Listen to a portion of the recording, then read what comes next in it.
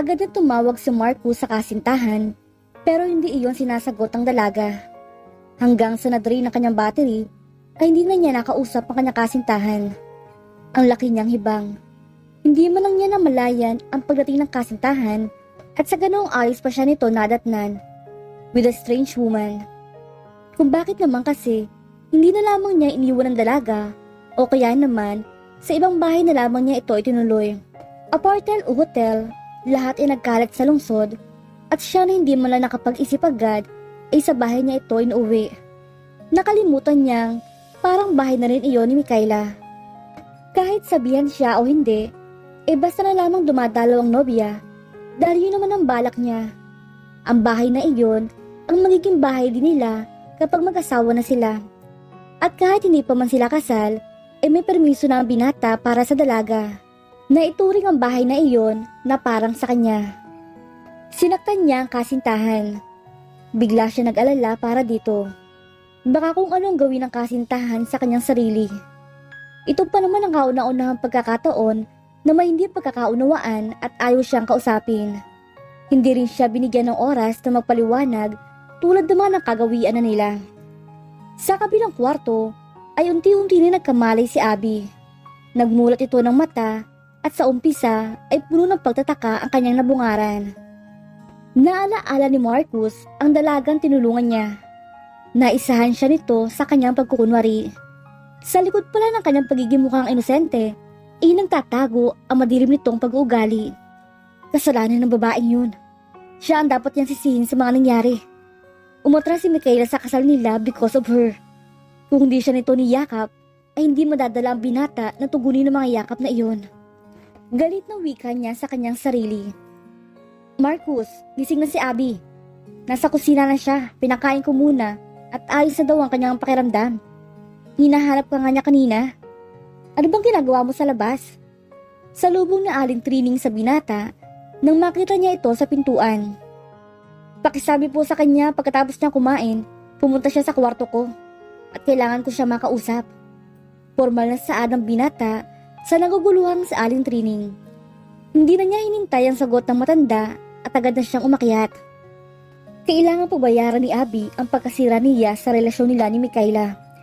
Hindi lang malaking gulo kapag nagkataong hindi matutuloy ang kasal. Dudumugin siya tiyak na napakaraming mga tanong. Isang Marcos Mondragon na pinapangarap ng sinumang babae ay tinanggihang pakasalan ng kasintahan nito. Tiyak na magiging usap-usapan ang kanyang kabiguan kapag nagkataon. At alam niya, ang mama niya ang unang magtatampo sa kanya.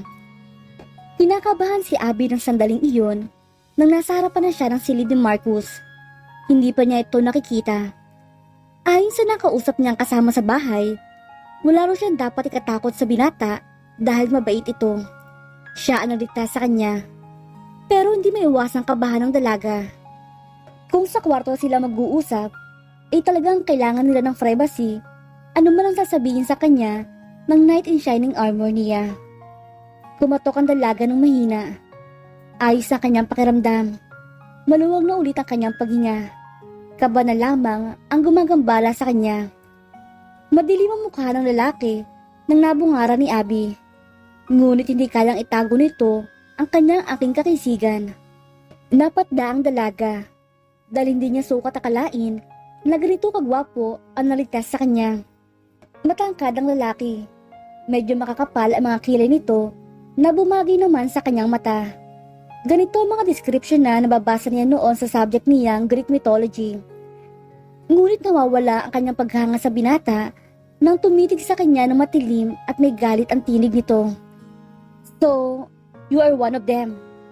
Now tell me, bakit gusto mong sirain ang relasyon namin? Hindi naman makasagot ang dalaga sa narinig. Naintindihan niya ang tanong pero ang malabo sa kanya ay kung bakit siya tinatanong ng ganitong bagay. And now, you won, young lady. But I will not giving up yet. In the end, Mikaela and I will be married. Lumapit ito sa dalaga at mahigpit na hinawakan ito sa kanyang braso. Napangiwi naman si Abby sa sakit pero hindi iyon nagpatinag sa binata. Nanatiling mahigpit ang pagkakahawak nito sa kanya. Hindi kita maintindihan. Ano bang sinasabi mo? May namumuong luha sa mga mata ng dalaga. Tumawa lang ito sa kanya at binitiwan ang braso nito. Tinungo ang pintuan at inilak iyon. Natatakot na ang dalaga sa mga aksyon ng kaharap. Nalilito siya sa mga nangyayari. Come on, huwag mo na akong daanin sa mga luha mo. At huwag ka na magmaang-maangan pa sa mga nangyayari. Isa ka rin sa mga oportunistang dalaga na naghahanap ng maloloko. At ang kagaya mo, ang hinahanap, ay tulad kong mayaman at kilala sa lipunan. Tama ako, di ba? Puno ng painsultong sa adang binata. Wala akong alam sa sinasabi mo. Iniligtas mo ako, kaya ako nandito. At ang sinasabi mong pakanako na hindi matuloy ang kasal mo, wala talaga akong alam. Sinungaling. At sinisisi ko ang sarili ko na tinulungan ka pa. Maganda kasi ang gamit mong trick. At ako naman, eto si gentleman, ayaw kong tumanggi ng tulong lalo na kapag babae nangangailangan ito. Nagkakamali ka. Hindi ako ang tipo ng babae na iniisip mo. Naglandas na ang mga luha nito sa kanyang mga pisngi. Iisa lamang ang dahilan kung bakit siya narito ngayon sa Maynila at wala ng ibang dahilan. Hindi niya lubos maisip na sa isang saglit lamang ay mapagkakamalan siya ng binata na kabilang sa mga babaeng pera lang ang habol. Ang hinala ng binata sa kanya ay matagal na niyang minamanmanan ang kilos nito at nang magkaroon ng tiyempo ay saka ginawa ang plano ang makapasok sa buhay ng binata. Masira ang relasyon nila ng fiancé nito at sa huli ay palalabasin na may namamagitan sa kanila at ang susunod ay ang paghingi ng pera at marami pang bagay. Sabihin mo nga sa akin, Abby. Ilang lalaki na pala ang tumanggi sa'yo, kaya ako naman ang iyong isinunod. Puro ng sarkastikong sa adang binata sa kaharap. Puno ng galit ang puso ni Marcus dahil nanganganib na mawala sa kanya ang pinakamamahal nito. Kung tutuusin, ay mas maganda ang dalagang nasa harapan niya ngayon. Kaya naman kaninang tulog ay hindi niya maiwasan na tabihan ito. Pero kabilang lahat ng pagpapanggap ng babaeng ito, ang kainusentehan nito. Sa kanyang magandang mukha ay nakatago ang mapaglinlang nitong katangian. Hindi siya dapat matalo. Kahit umiyak pa ang dalaga sa harapan niya, ay hindi namang titiwala ang binata dito. Looks can be deceiving. Maniwala ka sana. Naghahanap ako ng trabaho nang mabasa ako at sumpungin ng hika. Bukod doon, wala na ako ibang plano. Kung gusto mo, patutunayan ko. Kakausapin ko ang nobya mo at magpapaliwanag ako. At pagkatapos, ay uuwi na ako sa amin. Dapat lang nagawin mo kung totoo nga mga sinasabi mo.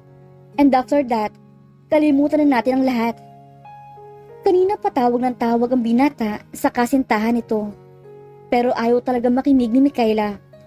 Mismo ang dalaga na rin ang nagpaliwanag, pero ang sabi nito ay huli na ang lahat at wala na magbabago pa sa kanyang desisyon. Sinabi ni Abby na pupunta sila sa bahay ng dalaga. Kahit lumuhod pa ito sa harapan niya, maniwala lang ito kay Abby. Pero huli na daw ang lahat dahil nasa airport na ito at ilang minuto na lamang isasakay na ito ng eroplano. Pupunta siya sa ibang bansa para makapag-move on sa nangyari. Halos paliparin ni Marcos ang kotse nito papuntang airport kasama ni Abby. Gusto niyang habulin ang kasintahan nito at pigilan sa pag-alis. Malapit na ang kanilang kasal at kailangan matuloy iyon. Panay naman ang dasal ng dalaga na maabutan nila si Micaela. Kailangan na rin niya makauwi sa kanila. Tiyak na labis na rin nag-aalala ang ina nito. Alam kasi ng kanyang ina na ngayong araw ang pagbalik niya sa kanilang bayan. Pero naging mahina ang dasal ni Abby. Dahil bago pa man nila marating ang paliparan, ay nakalipad na rin ang eroplanong sinasakyan ni Micaela. Ang family driver na lamang ang nakita nila ni Marcus na naghatid sa dalaga. Kailan daw balik niya, Pablo? Naku, hindi ko po alam, sir. Pero sa dami ng malitang dala nila na kanyang daddy at mami, ay baka abutin sila ng taon. At nagpaalam na ito sa kanilang dalawa. Nakakainis! Napamura ang binata. Halos sila hiniya ang dalaga nang makarating na sila sa bahay. Kasalanan mo to, Abby. Pagbabayaran mo ang pagkawala ni Micaela sa buhay ko. You ruined my life. Kaya ngayon, kumanda ka. May pagbabanta sa mga tinig ni Marcus. Hindi alam ng dalaga kung ano ang mga susunod na gagawin ng binata sa kanya. Naisip niya ang kanyang ina. Siguro kung umuwi na lamang siya agad, ay hindi siya malalagay sa ganitong panganib ngayon. Magsasalita sana ito nang makita sila ni Aling Trining at lumapit ito sa dalawa. Marcus, saan ba kayo nanggaling? Kanina pa nakahanda ang pananghalian. Pansin ito sa dalawa. Sabay silang tatlong kumain. Ang dating leon na nakita niya sa binata mula pa kagabi hanggang galing sila sa airport ay napalitan ng ibang aura. Magana itong kumain at animoy tupa. Malambot na rin ang ekspresyon ng mukha nito. Hindi tuloy maiwasan ni Abby na hindi titigan ng binata habang bagyan nakayuko ito at kumakain. Mas pansin ang taglay nitong kagwapuhan kapag hindi ito nagagalit. Huli na parang iwas ni Abby ang tingin dahil nahuli siya ng binata nang biglang iniangat ito ang ulo niya. Tumitig saglit din sa kanya ang binata at pagkatapos ay kinindatan ng dalaga. Siya nga pala, Aling Trining. Naalala niyo ba na nagpaalam kayo sa akin na magbabakasyon sa Amerika? Binalingan nito matanda. Ayos na sa akin yun, Marcus. Nasabi ko na sa anak ko na saka na lamang dahil wala kang makakasama dito. Lalo pa at malapit na ang kasal mo. Naintindihan naman nila ako. Humingi noon si Aling Trining na 6 na buwang bakasyon sa binata. Nakapag-asawa kasi na ibang lahi ang anak niya. At kapapanganak lamang ng kanyang anak at gusto nilang siya ang personal na mag-asikaso habang nagpapalakas ang kanyang anak. Pero hindi pumayag si Marcus at nakiusap na pagkatapos na lang ng kasal niya magbabakasyon sa Aling Trining. Payag na po ako, Aling Trining. Katunayan niyan, kahit na taon pa ang bakasyon nyo ay ayos lang mo sa akin. Ngumiti pa ang binata sa kanya. Nagbibiro ka ba, Marcus? Pero paano ka? Nagtataka na wika ni Aling Trining pero hindi may tagong kasiyahan nito sa narinig niya sa alaga. Hindi po ako nagbibiro, Aling Trining. Sabi na munang gagawa ng lahat ng iiwan ninyong trabaho. At sinulipan nito ang dalaga. Po? Nasurpresa ang dalaga sa kanyang narinig. Sinulipan din siya ng matanda. Hindi siya makapaniwalang magiging katulong ang dalaga. Hindi siya nababagay sa ganitong trabaho. Napansin kasi ni Aling Trining na matalino ang dalaga. At alam niyang mas mahigit pa siya makukuha ang trabaho. Naghahanap kasi siya ng trabaho dito. Naisip kong bakit hindi mo na siya dumito para makapalipon ng konti tapos saka maghanap ng ibang papasukan. Pahayag ni Marcus sa dalawang babae. Sa bagay, tama si Marcus, Abby. At isa pa, malaki magpasahod si Marcus. Baka nga mas gugustuhin mo pang manatili na lamang dito kaysa maghanap ng ibang trabaho. Sang-ayon nito sa binata.